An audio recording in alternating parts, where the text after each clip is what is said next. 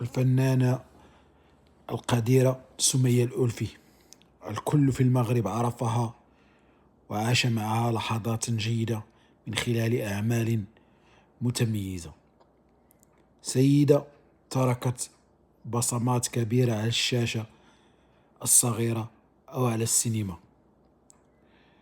هذه السيدة لبت نداء ربها اليوم بعد مرض عضال دام لسنوات. عشقنا هذه الفنانة وعشقنا زوجها السابق المرحوم فاروق الفيشاوي. كلاهما دخل قلوبنا وعشقنا أعمالهم وأحببنا شخصيتهم، لكن قضاء الله وقدره كان أقوى من الجميع. رحل الفنان فاروق الفيشاوي قبل سنة، وهي الآن سمية الألفي التي كانت زوجته يوما ما تودع هذه الدنيا، وإن لله وإنا إليه راجعون، ولا حول ولا قوة إلا بالله.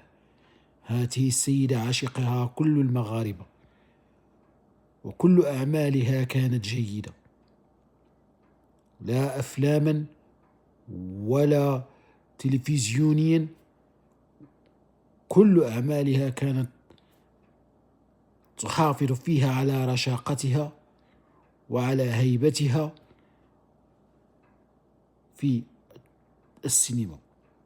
فرحم الله الفنانة سمية الألفي، وعزاؤنا لعائلتها في مصر ولابنها الوحيد من فاروق الفيشاوي أحمد الفيشاوي، ونقدم له من هذا المنبر كل تعازينا وتعازي المغاربة، لأنهم كانت هذه السيدة وكان زوجها جزءا لا يتجزأ من البيت المغربي.